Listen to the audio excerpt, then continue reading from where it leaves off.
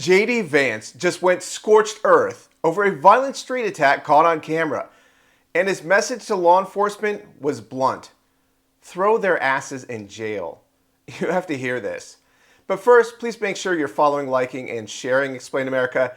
This is common sense journalism, and it only works because of you. Now the story. Vice President JD Vance is furious over what he saw on video from Cincinnati. A brutal street assault after the city's jazz festival left 2 people severely injured, including a single mother who was knocked unconscious. Speaking at a press event in Northeast Ohio, Vance said the footage made him sick to his stomach and called the attackers a mob of lawless thugs. Watch. There was a group of people who attacked a couple folks on the street in Cincinnati. Senator Bernie Moreno, some others have spoken out about it, have been critical of it. Yes. So what I saw, and I haven't seen the full context, but what I saw is a mob of lawless thugs beating up on an innocent person, and it's disgusting. And I hope every single one of those people who engage in violence is prosecuted to the full extent of the law. And they will be. They will be so long as law enforcement in the state of Ohio takes their job seriously. I know Dave Yost cares a lot about these things. But yeah, I actually, you're right. Bernie did send me a clip of this, and we talked a little bit about it. I don't know the full context. I don't know how the fight started. But the one part that I saw that was really gruesome is you had a grown man who sucker punched a middle-aged woman. And where I come from, at least, when you have a grown man who sucker punches a middle-aged woman, that person ought to go to jail for a very long time. And frankly, he's lucky there weren't some better people around, because they would have handled it themselves. But if they're not going to handle it, the cops in Cincinnati, the law enforcement, you've got to prosecute people. We've had way too much lawlessness on the streets of great American cities. How many of you all have wanted to go to downtown Akron or downtown Canton or downtown Columbus for a meal, but you're worried because the local authorities in these big cities have allowed lawlessness to run wild?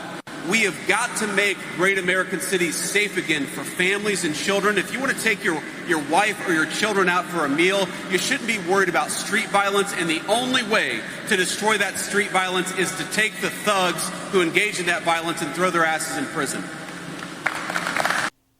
He wasn't alone. Ohio State candidate Bernie Moreno, even Elon Musk, called out the footage as proof that Democrat-run cities have spiraled into chaos. Vance told reporters exactly what he saw. A grown man sucker punching a middle-aged woman. And that should end in prison time. And who could disagree with that? But our Democrat-run cities with George Soros prosecutors have just given a slap on the wrist to a lot of these violent hoodlums who have just beat up random civilians for nothing more than their skin color being the wrong color in their neighborhood. So this is really disturbing, and you know, we need to actually have equal rights in this country for everyone, regardless of their skin color or background. That's just a fact.